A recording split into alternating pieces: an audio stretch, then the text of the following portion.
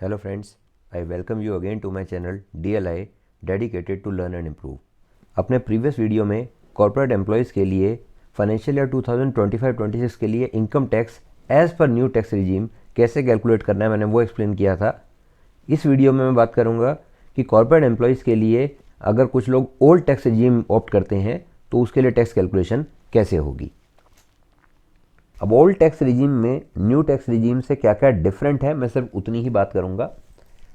First of all जो standard deduction है वो न्यू टैक्स रिजीम में बढ़ के 75,000 होगी थी, but for old tax regime उसका अमाउंट अभी भी 50,000 ही है। Under section 1014 children education allowance पे 100 रुपीज़ पर मंथ पर चाइल्ड की रिबेट मिलती है। तो मैंने ऊपर कैलकुलेशन से शो कर रखा है 100 रुपीज़ पर मंथ के हिसाब से साल का 1200 और दो बच्चों का 2400 इतनी रिबेट मिल जाती है। इस पर टैक्स नहीं देना होता। जो सेविंग बैंक का इंटरेस्ट होता है 5,000 इन दिस केस, उसके ऊपर कोई टैक्स नहीं लगता है। अप टू 10,000 कोई टैक्स नहीं लगता है। 10,000 से ऊपर होगा तो आपकी नॉर्मल टैक्स स्लैब के हिसाब से वो टैक्सेबल होगा। जो सीनियर सिटीजन होते हैं उनके लिए सेक्शन दूसरा लगता है 80TTB और उस पर 50,000 की रिबेट मिलती है।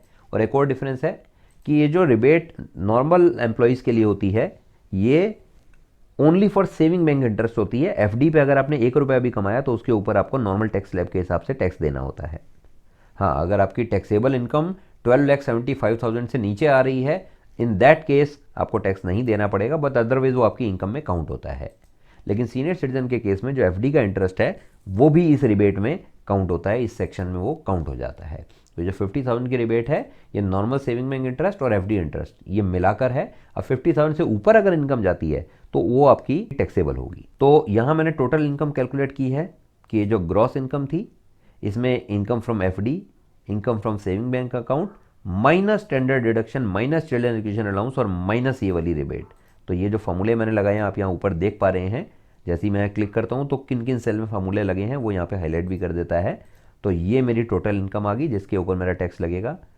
आप जानते होंगे ओल्ड टैक्स रिजीम में सेविंग भी की जा सकती है, इसके ऊपर भी टैक्स रिबेट मिल जाती है। तो अंडर 80C लेट से मैंने पूरा 1,50,000 का सेविंग कर लिया। एनुअल हेल्थ चेकअप मेडिकल पे मैंने 5,000 का खर्चा किया और एम्प्लॉयर कंट्रीब्यूशन पे टैक्स मुझे नहीं देना होता, तो ये जो एम्प्लॉयर कंट्रीब्यूशन था वो मैंने यहाँ पे रिबेट में काउंट कर लिया। तो इन तीनों को अगर प्लस कर दें और इसमें से माइनस कर दें तो ये वो इनकम है जिस पे मुझे टैक्स देना है, ये मेरी टैक्सेबल इनकम है। ओल्ड टैक्स रिजीम में जो टैक्स स्लैब हैं वो आपके सामने हैं।